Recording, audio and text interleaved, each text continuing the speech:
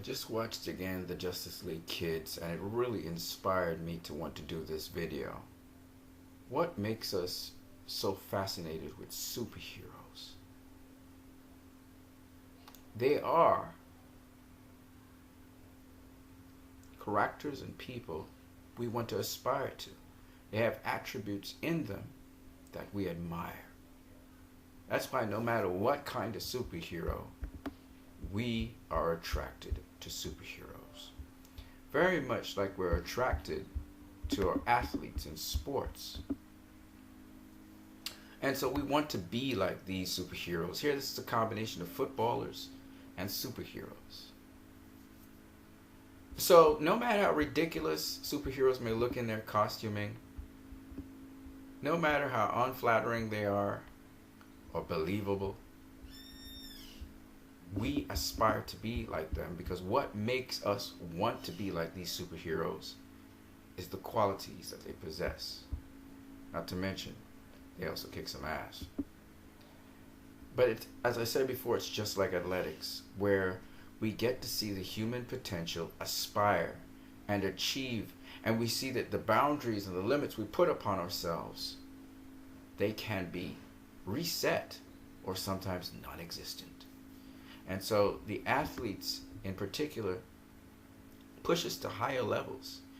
When you look at the Special Olympics, which will soon be, these Special Olympics people will be competing with normal Olympic people, because we've seen the South African runner, for instance, he ran in the normal Olympics, and just now there'll be no difference between Special Olympics and normal Olympics. If anything, they may be actually superior to some of the athletes in the normal Olympics.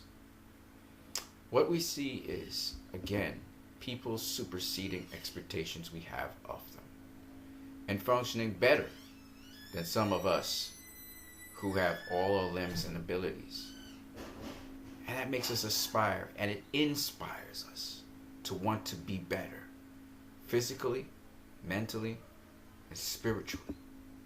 So heroes, even in athletics, especially in athletics, keep us inspired and want us to push further. We see attributes and virtues in these heroes which we want in our personal lives. Now, there's a difference between admiring heroes and wanting to take attributes from them and objectifying them and idolizing them and putting them on a pedestal. And hero worship is a dangerous thing. And we've seen that a lot in our comic book heroes on the big screen. You hear people gossiping about the actor's life around that hero. You hear people gossiping about the hero's life, talking a lot about the hero specifics in their lives, buying paraphernalia from the hero, and really fully worshiping that hero. And not really trying to apprehend the characteristics of the hero. Now, we've seen that in totalitarian societies, and we've also seen that in the common pop culture. Unfortunately, people misunderstand the attributes of the hero and instead embrace the entire person of the hero, putting them up on these very high expectations of these heroes, which then let these people down because they have them so high up in esteem. Particularly, I want to say that hero worship is one of those things where one person is put above everyone else and esteemed higher than everyone else, and then eventually they are worshipped and they are praised beyond measure, and it's as if they can do no wrong, and all of a sudden they are sacred and holy. And then it gets ridiculous, it gets cult-like, and it gets really warped. And hero worship has been seen in comic books and in fictional lore for a very long time. Not only in the dimensions of valor and honor, but also in sexuality, also in facets of social interaction, also in facets of mental and spiritual interaction. People have actually formed cults and worshiped these people and call them gods. What was interesting is how Zack Snyder was able to break that, to destroy that notion of hero worship. And he's done it a number of times. People say it's by he would deconstruct the superheroes, and his deconstruction would therefore make them more human. I like to think of Zack Snyder as a person who really is very thoughtful about what he puts down on paper. As a Christian person, I appreciate him a lot because what Zack does is he allows the exceptional qualities of a person to be seen, and yet he says that we have all of us have a potential to be exceptional, and we have our exceptional fields, but we still need one another. Now, Richard Donner, Christopher Reeve's Superman was a character which I believe was hero worshipped, unfortunately. That the world Superman existed in felt it could do nothing without Superman in it. He was the guy to come in and save the day, and he would always save the day, and the people would look up to him and praise him from on high, okay? It's Superman, and they're all happy because Superman comes to save the day. Zack Snyder hit you with this. What if Superman couldn't come to save the day for you? What do you do then? Because there was a programming back then, and there's still a programming to this day, that a hero must come and save the day. That is the hero to take out the big baddie, and then everything goes on happily ever after. There's this illusion that these heroes, these superheroes that we all admire and appreciate for their qualities, they're more than just their qualities. They're these icons, and these icons are idols, and these idols must be worshipped. In fact, as a Christian, it's the same thing people have done with Jesus Christ and with God. You got to understand, God is not interested in you setting him apart and watching at him like some idol and worshiping him and honoring him, but you're not embracing the qualities of him. I know I'm speaking to somebody today. See, there's something called vain worship. And Zack Snyder, this is the thing I love about this guy. I really love him. He's like a brother to me. Zack Snyder said hero worship has no place if you are not willing to embrace the qualities of the hero that you worship. It is the qualities that are important. The ultimate form of honor and worship is to carry on the tradition and the characteristic of the person you worship. Now, Christopher Reeves was awesome. Awesome actor, and he embodied the characteristics of the character he was portraying on the screen. No doubt, he did it with sincerity. He felt he had a responsibility to do so. But what happens when there is no Superman to save the day? It's one thing to be a hero for someone. It's another thing when you think you're a superhero and you can solve all ills and you can save the world. Let's move on. So in Batman v Superman, some people viewed Superman as this type of hero. He was a savior for the world. Some other people saw him as a villain. They saw him as evil. But one guy said this. He said, suppose Superman is not a villain or hero. Suppose he's just a guy who's trying to do the right thing. The best thing for everyone. Isn't that what you're trying to do in your life? You're trying to do the right thing. You're trying to do the best possible thing you can to help those around you. Zack Snyder, ladies and gentlemen. Yeah, Henry Cavill.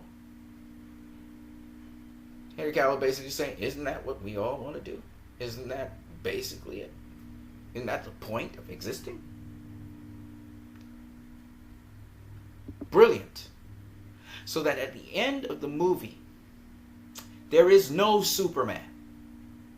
But Zack Snyder says something very deep. if you see his monument, if you seek his monument, look around you. Each one of us is what Superman hopes to be. Each one of us has that hope inside of us.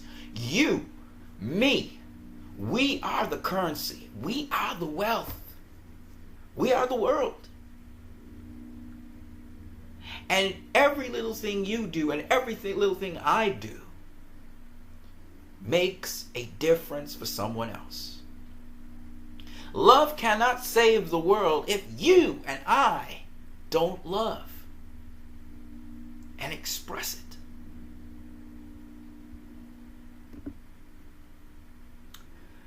At the end of Wonder Woman, we get the same sentiment with a slightly different twist, talking about choice. See, no superhero can stop each individual from making a choice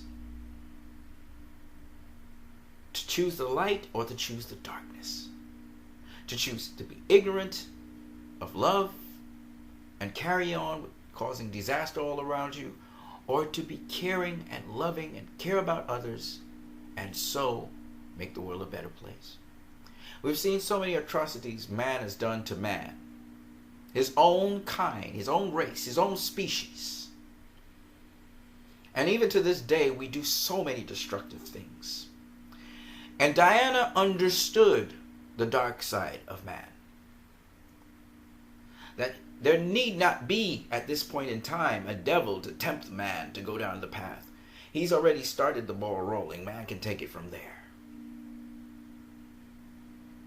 But even so, man has the capacity, through choice, to make the world a better place. Zack Snyder, ladies and gentlemen. That story was by Zack Snyder, ladies and gentlemen, because it's the same theme, in keeping with the theme from the end of Batman v Superman. But Wonder Woman adds an extra dimension, lest we hero worship. She says it's not any one man can save the world. It is love, which is a virtue, a quality, which Diana was born to share as the Amazons. And some of the Amazons relinquished that position and just shared it among themselves. But Diana is the ambassador to the Amazons. Contradictory, a world of warrior women who were first not warriors, but came to share love with the world, but to free themselves became warriors.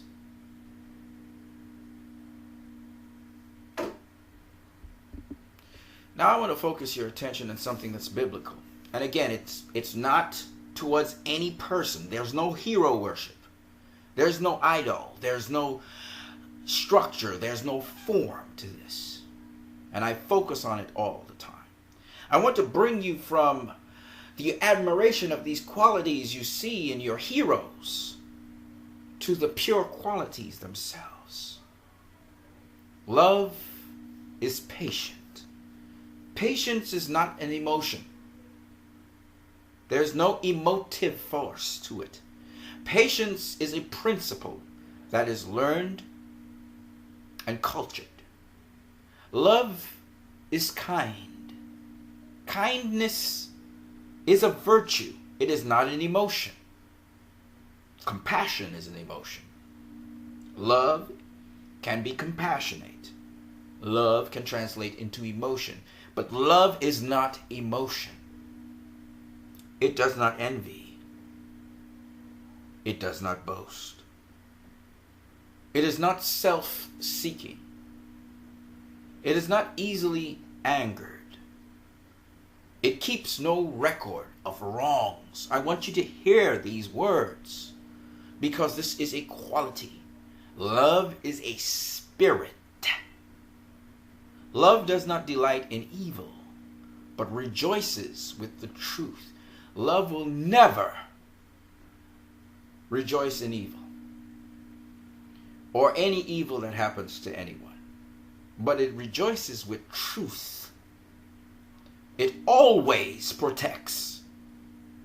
It always trusts. It always hopes. It always perseveres. Love never fails. Another place it says love conquers all. Another place it says God is love. I wanted to spend this time with you because to me this is precious. This is my purpose. So, no matter what happens in your life, the one thing that can be a constant, because this body is temporal, you will not have this form forever. This form will decay into dust or burn away or be incinerated, whatever. But you will not have this form forever. But love is forever. Love is forever. And when you embrace the qualities of love, and you embrace love fully, you shall also be forever. Because wherever love's name is, your name will be spoken as well. To fully love and to come into fullness of love is to get everything and to be all things. That is how powerful love is. And I'm not there yet, I can tell you, my friends. But my purpose is to share this with you. That's my reason for being here. I wouldn't be here if it wasn't for having to share this. I'd be gone already. So on that note, I hope you guys enjoyed this video. Leave your comments in the comment section below. Share, like, if you wish, donate. You guys have a blessed day.